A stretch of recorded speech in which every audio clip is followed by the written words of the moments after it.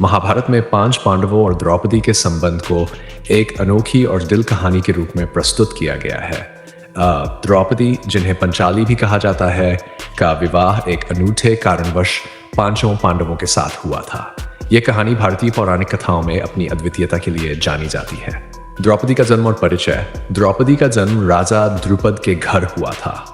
उनका जन्म अग्नि से हुआ माना जाता है और वह एक अलौकिक सुंदरी थी। द्रौपदी की उत्पत्ति का उद्देश्य था द्रोणाचार्य से बदला लेना, जिनके कारण राजा द्रुपद का अपमान हुआ था। द्रौपदी को भगवान शिव का वरदान प्राप्त था कि उनका विवाह एक महान योद्धा से होगा, लेकिन यह वरदान बाद में 5 पांडवों से उनके विवाह का कारण बना।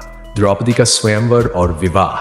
द्रौपदी के स्वयंवर में एक कठिन परीक्षा रखी गई थी, जिसमें प्रतियोगियों को एक घूमती हुई मछली की आंख को धनुष से लक्ष्य बनाकर भेदना था। इस चुनौती को केवल अर्जुन ने सफलतापूर्वक पूरा किया। अर्जुन ने द्रौपदी को जीता और उसे अपने परिवार के पास ले गए। जब उन्होंने अपनी मां कुंती को बताया कि वे कुछ लाए हैं, कुंती ने बिना देखे कह दिया, जो भी लाए हो उसे अपने भाइयों के साथ बांट लो। कुंती की इस आज्ञा को धर्म मानते हुए पांडवों ने द्रौपदी को अपनी पत्नी के रूप में स्वीकार किया। हालांकि यह घटना पांडवों और द्रौपदी के लिए असामान्य थी, लेकिन यह महाभारत के मूल कथानक का एक महत्वपूर्ण भाग बन गई। द्रौपदी और 5 पांडवों के संबंध। द्रौपदी का हर पांडव के साथ एक विशेष और अनूठा संबंध था। युधिष्ठिर, जो धर्मराज के नाम से जाने जाते हैं, द्रौपदी के प्रति बहुत सम्मानजनक थे। हालांकि उनका रिश्ता प्रेमपूर्ण नहीं था, लेकिन युधिष्ठिर ने द्रौपदी को हमेशा अपने परिवार की धुरी माना। द्रौपदी ने भी उन्हें एक आदर्श राजा और पति के रूप में देखा, लेकिन युधिष्ठिर की जुए की आदत ने उनके रिश्ते को प्रभावित किया था। भीम और द्रौपदी का संबंध गहरे स्नेह और सुरक्षा पर आधारित था। भीम ने हमेशा द्रौपदी की रक्षा की और उनके प्रति अपनी निष्ठा प्रदर्शित की। जब द्रौपदी का चीरहरण किया गया तो भीम का गुस्सा और प्रतिशोध साफ झलकता है। भीम ने द्रौपदी के अपमान का बदला लेने के लिए दुर्योधन और दुशासन को मौत के घाट उतारा। अर्जुन, जिन्होंने द्रौपदी को स्वयंवर में जीता था, उनके प्रति द्रौपदी का प्रेम सबसे अधिक था।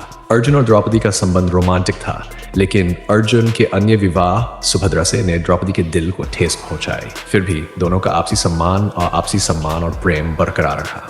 नकुल और द्रौपदी का रिश्ता सौम्य और शांत था। नकुल ने द्रौपदी की सुंदरता और बुद्धिमत्ता की सराहना की। हालांकि उनके बीच गहरा प्रेम प्रकट नहीं होता, लेकिन नकुल ने हमेशा द्रौपदी का सम्मान किया।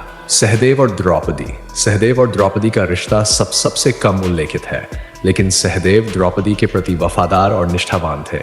सहदेव ने हमेशा द्रौपदी की सहायता और सम्मान किया। द्रौपदी का बलिदान और अपमान। द्रौपदी के जीवन का सबसे दुखद पहलू था उनका अपमान आना, विशेषकर कौरव सभा में। युधिष्ठिर ने जुए में सब कुछ हारने के बाद द्रौपदी को भी दांव पर लगा दिया। जब दुशासन ने द्रौपदी का चीरहरण करने का प्रयास किया तो भगवान कृष्ण ने उनकी लाज बचाई। ये घटना महाभारत युद्ध का मुख्य कारण बनी। द्रौपदी का अपमान न केवल उनके आत्मसम्मान को ठेस पहुंचाने वाला था, बल्कि ये पांडवों के लिए भी एक चुनौती थी।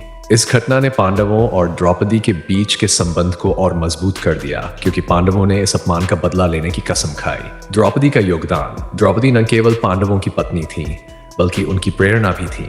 उन्होंने पांडवों को हर मुश्किल परिस्थिति में सहारा दिया। उनका जीवन त्याग, साहस और संघर्ष का प्रतीक है। निष्कर्ष: द्रौपदी और पांडवों का संबंध एक आदर्श परिवार का उदाहरण नहीं था, लेकिन ये कर्तव्य, सम्मान और त्याग पर आधारित था। द्रौपदी का जीवन महाभारत का केंद्र बिंदु है और उनके पांडवों के साथ संबंध हमें यह सिखाते हैं कि हर रिश्ते में समझौता, सम्मान और निष्ठा कितनी महत्वपूर्ण होती है। उनकी कहानी भारतीय पौराणिक साहित्य का एक अमूल्य हिस्सा है।